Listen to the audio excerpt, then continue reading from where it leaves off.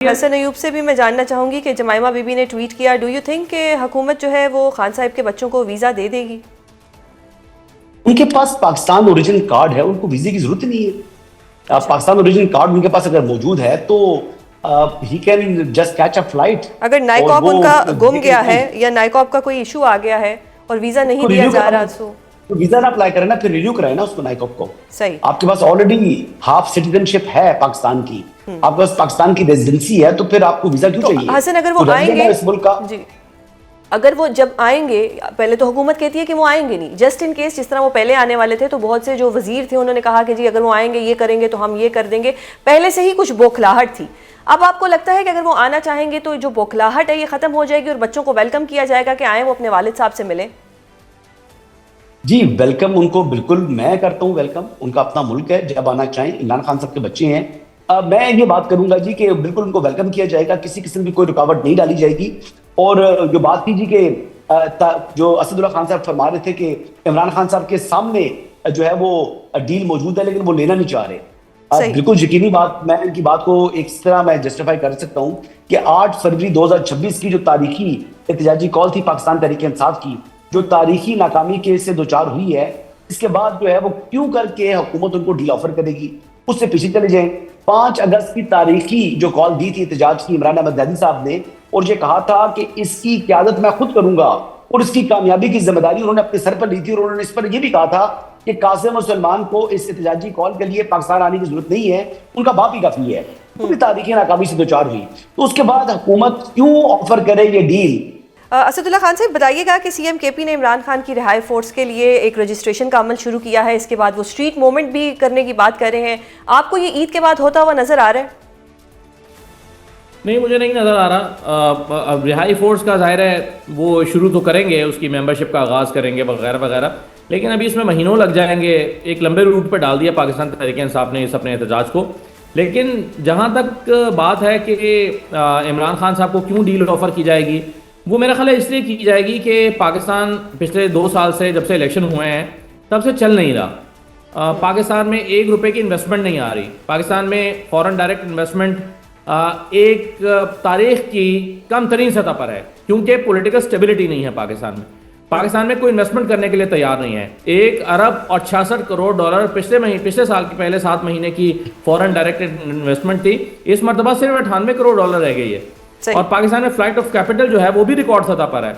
मुल्क में इस अफरा तफरी, बेचैनी और इतना शोरो गोगा है कि इस शोरो गोगा में कोई भी आकर इन्वेस्ट नहीं करना चाहेगा। उसे पता नहीं है कि क्या होने वाला है, उसे पता नहीं है ये हुकूमत कब तक चलेगी, इसके पाँव कितने हैं। तो जब किसी को पता नहीं है, इन्वेस्टमेंट आ नहीं रही, मुल्क चल नहीं रहा, ये मुल्क जहाज़ों में और वीवीआईपी गाड़ियों में उलझ के रह गया है, तो ऐसे में एक ऐसी बेचैनी की कैफियत है कि इस मुल्क में तमाम जो आपके मईशत के इंडिकेटर्स हैं वो अपनी लोअर सतह पे चले गए हैं। एक्सपोर्ट्स आपकी गिर चुकी हैं, इंपोर्ट बिल आपका बढ़ चुका है, और आपके पास पेट्रोल में आप इतना IMF के महकूम हो गए हैं कि आपको 20 रुपए की सब्सिडी देनी चाहिए थी या 50 रुपए की सब्सिडी देनी चाहिए, और आप 20 रुपए मजीद लेवी लगा के 322 रुपए कर रहे हैं और अभी और बढ़ाने जा रहे हैं। तो इसलिए आपको जरूरत है इमरान खान को डील ऑफर करने की कि मुल्क ताकि एक स्टेबिलिटी मुल्क में आए और ये मुल्क चल निकले, जो कि एक इंजमात का शिकार हो गया है, मुंजमद हो गया है ये मुल्क। इसलिए डील ऑफर करने की जरूरत है। और मेरा ये ख्याल है कि ये डील इमरान खान से बार बार जो बात की जाती है, इंगेज किया जाता है। देखिए 8 फरवरी 2026 की तहरीक नाकाम हुई, ठीक है, लेकिन ये नाकाम इस तरह नहीं हुई कि करने की कोशिश की और नाकाम हो गई। 8 फरवरी 2026 की जो तहरीक है, ये जानबूझकर दानिस्ता तौर पर इसको बिल्कुल लो लेवल के पे रखा गया, और उसकी बुनियादी वजह यह थी कि कहीं पसपर्दा बातचीत चल रही थी। पीटीआई की लीडरशिप को यकीन दिलाया जा रहा था कि इमरान खान को रिलीफ दिया जा सकता है अगर आप अपने एहतजाज को मौखर कर दें या एहतजाज ना करें। महमूद अचकजई साहब को ये यकीन दिलाया गया था। महमूद अचकजई साहब जो है उन्होंने पीटीआई से कहा कि मुझ पर भरोसा करो, खबरदार किसी ने सड़क बंद की, कोई बाहर निकला। महमूद अचकजई साहब पीटीआई के लोगों को समझाता रहे कि सड़क बंद नहीं करनी, क्योंकि पीटीआई की लीडरशिप को इंगेज किया गया था। बाद में उन्हें एहसास हुआ कि उनके साथ धोखा हुआ है, जो कि पहले भी कई मरतबा हो चुका है। वजूहात उसकी कई बता दी गई। तो ऐसा नहीं है कि पाकिस्तान तहरीक इंसाफ ने एक एहतजाज करना चाहा बड़े पैमाने पर और वो करने में नाकाम रहे। मेरी अंडरस्टैंडिंग भी ये है और मेरे पास खबर भी ये है। सुजैन एक बात कर सकता हूं? जी वो कंप्लीट कर ले तो मैं आपकी तरफ ही आ रहा हूं। सही, अच्छा असदुल्ला खान साहब, मुझे वैसे ब्रेक लेना है, लेकिन मैं एक चीज़ जानना चाहूंगी कि अचानक से इमरान खान साहब के केसेस लग जाते हैं, उनको पहले मेडिकल बोर्ड, पहले फ्रेंड ऑफ द कोर्ट को भेजा जाता है, फिर मेडिकल बोर्ड भी बन गया, मुआयना भी हो गया। डोंट यू थिंक कि ये भी एक रिलीफ ही था? देखिए, मेडिकल बोर्ड बना, इतना प्रेशर उस वक्त बन चुका था हुकूमत के ऊपर। जैसे मैंने जब खबर दी थी तो 3 दिन के बाद अब या हुकूमत को तस्दीक करना लाजिम था या तस्दीक करना लाजिम था, और फिर उसकी तस्दीक कर दी गई अता तारा साहब की तरफ से। जब ये मेडिकल बोर्ड बना उस वक्त भी इतना दबाव आ गया था कि इमरान खान को दिखाई नहीं दे रहा है। अच्छा, so you think it's all because of दबाव, ये कोई रिलीफ नहीं था?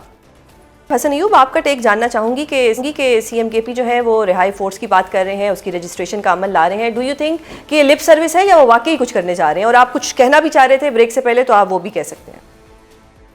चले, अब तो वो बात खत्म होगी, लेकिन बात यह है कि सीएम केपी के ने तो इस मरतबा ये कहा ना भी 3-4 दिन पहले जो उनका मीडिया से इंटरेक्शन था, उसमें वो कह रहे थे कि इस मरतबा प्लान ABCD उनके पास होगा। तो दावा तो ये कर रहे थे, लेकिन फिर हुआ कुछ यूं कि वो प्लान जो है वो LV के ऊपर आकर रुक गया। अब इसके बाद देखेंगे प्लान हरबीज आता है वज़ीर सुहेल अफरीदी का, या इसके बाद क्रिस्टियन डियोर का उनका आदित्य प्लान आता है। अब देखते हैं कौन सा आता है। उनके जो प्लान जो है ना वो तब्दील हो गए हैं, ABCD से वो प्लान LV के ऊपर पहुंच चुके हैं। सही। सो आपको लगता है कि मतलब कुछ भी नहीं है, ये सिर्फ एक लिप सर्विस ही है? देखिए, मैं बता रहा हूं आपको, बड़ा जबरदस्त प्लान है उनका। अच्छा। प्लान LV जो है वो खासा कीमती है, और वो प्लान LV के ऊपर ही तो रहेंगे मेरे ख्याल से। इसके अलावा तो मुझे कोई लगता नहीं है। तो संजीदा बात ये है कि जब आप सुप्रीम कोर्ट के सामने आकर बैठ गए, आप पटियाला से उठे थे इस बात के ऊपर कि मैंने जनाब इमरान खान से मिले बगैर नहीं जाऊंगा। फिर सुप्रीम कोर्ट के बता इसलिए आए थे कि अब आपने कहा था कि हर सूरत इमरान खान से मिलना है मैंने, लेकिन फिर आप वहां से पतली गली से फरार हुए ना। फिर आप इसके बाद खा रहे थे, फिर आप जनाब आनियां जड़ियां आपकी थी, लेकिन किया क्या? ABCD प्लान का ऐलान किया, लेकिन प्लान आपका LV है, आपका प्लान हरबीज है। अच्छा, आप वो ब्रांड्स की बात कर रहे हैं, शायद मुझे सही से सुनाई नहीं दे रहा था। मुझे लगा आप मरियम नवाज साहिबा के वो जो अच्छे बैग्स हैं उनकी बात कर रहे हैं, तो मैं इसलिए कंफ्यूज हो गई थी।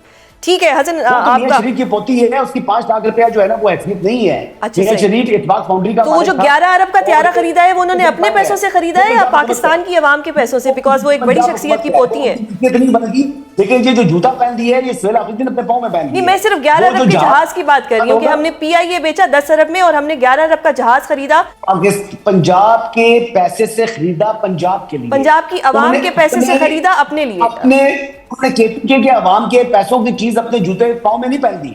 सही, ये बड़ा फर्क है। अच्छा ठीक है, मतलब उनके बाद भी जहाज जो है वो इतना मैटर नहीं करता जितना LV का जूता मैटर करता है। ये जूता सुहेल अफरीदी साथ लेके जाएंगे।